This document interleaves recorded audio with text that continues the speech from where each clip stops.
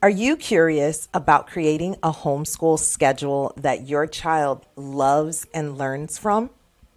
What if I told you it was easier than you thought? In today's video, we'll explore the 3 key strategies to making your homeschool journey a joy. I'll reveal the secret to balancing learning and fun, and I will walk you through our exact schedule for our kindergartners and first graders. Plus, stick around for a controversial tip that might change your homeschooling journey forever. But before we jump right in, let me answer the biggest question that I get asked.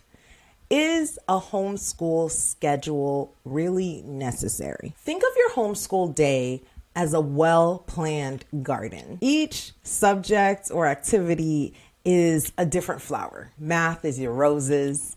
Language arts is your sunflower. Reading is your tulips. I don't know a lot of flowers, so that's the 3 you get.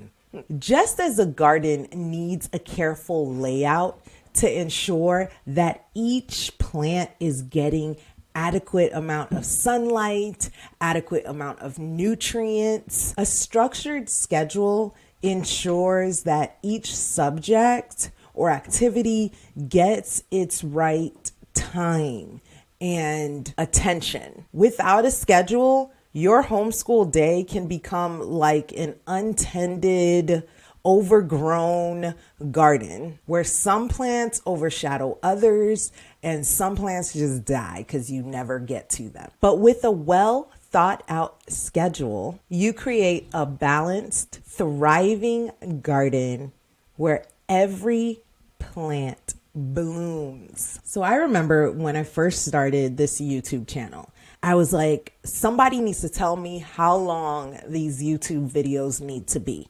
And so I'm researching and everyone is saying the same thing. Your videos need to be just as long as they need to be to get the point across. Not any longer, not any shorter. So when it comes to developing a homeschool schedule, especially for a kindergartner and a first grader, less is more. Keep the lessons concise and engaging. The longer a lesson becomes, the quicker I will lose my student. I can get them good for a solid 20 minutes and then I lose everybody. My schedule that I developed, all the lessons are short and concise, no longer than 30 minutes. Let me know in the comments, has that been your experience when it comes to your kids? Are your kids able to handle longer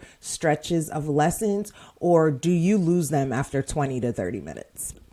I remember the first day that I started homeschooling my 4 kindergartners and first graders. I'm sitting there and I'm homeschooling them around the table and we're going through different flashcard work or we're going through the calendar. And I mean, I've got one literally crawling on the edge of the chair, the other one underneath the table, the other one running up and down the stairs in the basement. I thought to myself, which is something that I always do, is that I write down notes as I'm going throughout my homeschool day to see what I need to incorporate, what I'm missing, how I can do better and make things more streamlined. And so I thought to myself, I'm like, we need more movement. So the second thing that you want to make sure that you do is to incorporate movement.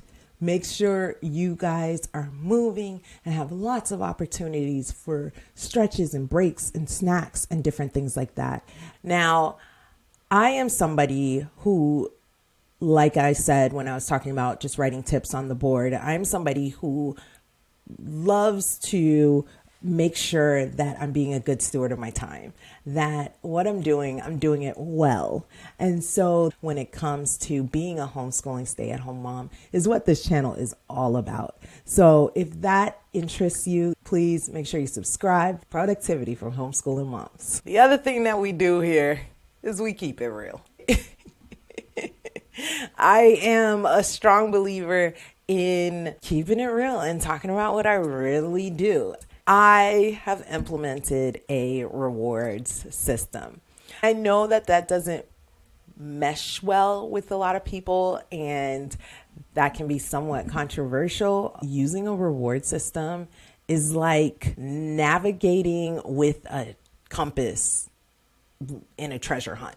Just like a compass provides direction and motivation, rewards do the same thing. So we have a sticker chart, and the kids get a sticker at the end of the day for doing their best work. At the end of the week, they get to pick from the treasure box, which is filled with like dollar store gifts or like little pieces of candy or stuff like that. Now, I say that I do believe that it is important to balance rewards with a love of learning for learning's sake and to encourage self-motivation. And so even though we do use rewards, I am also very intentional about making sure that I am encouraging good work. For example, if a child does a good A, I won't say good job. I will say very good job patiently writing your A. I know that took a lot of perseverance and diligence because you have been working on it for a week. So I am intentional not only to use rewards, but to also encourage them intrinsically, if that makes sense. And to also make learning fun so that they have a love of learning and not just a love of rewards. Let's jump into the schedule. So the first thing that we do is the two girls get dropped off at my house at around 9 a.m. From 9 to 9:10, unwind time. And so they're taking off their shoes, they're taking off their backpacks, talking to one another. Hey, I discovered this last night, because something new always happens overnight. Just socialize for 10 minutes. Then we all meet downstairs by the TV. Then they do calendar time, and we start off with Jack Hockman, and we do the 12 months of the year, and we do a 7 days of the week song that he has, which incorporates a lot of movement and dancing. And then we head over to the calendar that you see back there. We sit down on the floor and do a full calendar time, going over the weather and the seasons and all the things. We focus on really mastering calendar skills. And that is for about 20 minutes. So from 9:10 to 9:30, we are focusing on calendar time. Incorporates a lot of up and down, a lot of movement. There's a lot of singing, a lot of songs. So there's a lot of activity. And so after that, I feel comfortable having a sit down time. And so then we sit down around the table and we do journal time. Now, journal time is a time where each one of them has a journal. The journal has for them to color on top and write on the bottom. Now, for my kindergartners, I write for them. Like, I write a sentence for them about what their picture is about. So while I am going around the table, they're drawing their picture. One of my kindergartners is a little bit older, so she writes the date, which is written on the board. And then my other kindergartner, I write everything for her. Then I go to my first graders. One of my first graders, I write the sentence, and then they rewrite the sentence on the bottom. And then one of my first graders writes the entire sentence on their own. So everybody's at different levels, but it's just something that we can do around the table all together. I'm sorry, we do not do that for about 20 minutes.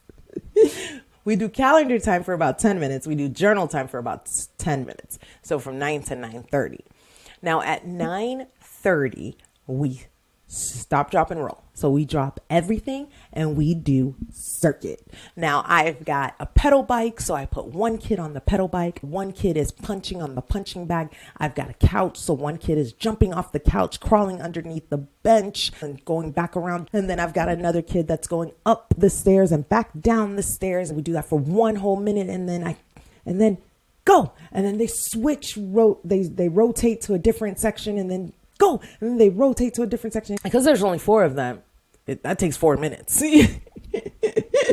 So we do that, but they're tired by the end of it. So then we have some water and we take about 5 minutes altogether, maybe 5 to 10 minutes. And then we come back and sit down. This is when we do flashcard time. So this is our flashcard bin. I have a whole bin full of our flashcards. This is when we do our language arts flashcards. We've got like a whole set of different flashcards that we flash through every single day. And they range from phrases, sight words, and blending words that we're working on, CVC words that we're working on, just all language arts, phonics type flashcards. During that time, while we're doing all that flashcard work, at the center of my table, I have a container of fidgets. They know that they can each grab one fidget and be playing with the fidget while we're doing these different types of flashcard stuff. Now, flashcard work lasts anywhere from 15 to 20 minutes. And then we're up. And at this point, we do a YouTube thing. I think it's called Can or something like that. It's a brain break thing. So I play that and they get an opportunity to shake and burn off all that sitting down time and just really like get out all that energy. And then they come back and sit down. Now, at this point, we are doing our reading books. This is by far our most sit down intensive time. And they have to sit and write and work through their Christian Light education, learning to read books. And we do that all together. Thankfully, Christian Light education is very conducive to classroom style learning. And so it works perfect for us. And we do that for 20 minutes and we stop. Now, because I am kind of like tag teaming homeschooling with Katie from Life in the Mundane with homeschooling her kiddos, whatever we don't finish, they take home. That's what they work on at home with mom. So this took place between 10:10 and 10:30. Now it is snack time. So we go during this time. My daughter is actually upstairs making snack, whatever it is for the day. And so when we go upstairs, snack is prepared and ready to go. And they sit down at the dining room table and they have like a 20-minute snack time where they are eating and chatting. So now at 10:50, we work our way downstairs and we do another flashcard fidget time. Now this time is specifically geared towards math. We're doing math facts, counting to 100, going over time and money. So that's like our math flashcard time. That lasts for about 10 minutes. And then we switch over to our math books. Everybody opens up their math books and we do the lesson for the day. Now all of this takes about 30 minutes. So this is actually our longest block, which I specifically made it after I fueled them up with food. I thought that through. I sure did. Now at this point, it's 11:20. All right. It is time for cleanup. And so we clean up, we put away our math books, we put away any mess that we could have made. We make sure our table is perfectly clean. And everybody goes in free plays in the playroom. They go and they play Barbies and dolls and cars and trains and they have fun for like 20 minutes. And so that lasts from like 11:20-ish to like 11:40, 11:50-ish. And now around 11:40, I grab everybody and I'm like, let's get our shoes on. Mommy will be here soon. So I have the two girls put their shoes on and I read them a short book just to like de-stress, before mommy comes and picks them up and just get them ready for their quiet time that they're going to have at home and get them ready for just that transition. So I read to them until mommy comes and then they leave at around 12. It's actually a lot of movement and it's a lot of intentionality and it does not necessarily burn me out because there's so many opportunities for me to even get a break. You know what I mean? So like when they're getting all their energy out, that's my deep breathing time. That's my 5 minutes, when they're having snack, I'm having snack. So it's actually one of the best schedules I've ever created. But you might be saying to yourself, Wendy, I can't even balance one kindergartner or one first grader. How did you end up with four? Watch this video right here to find out.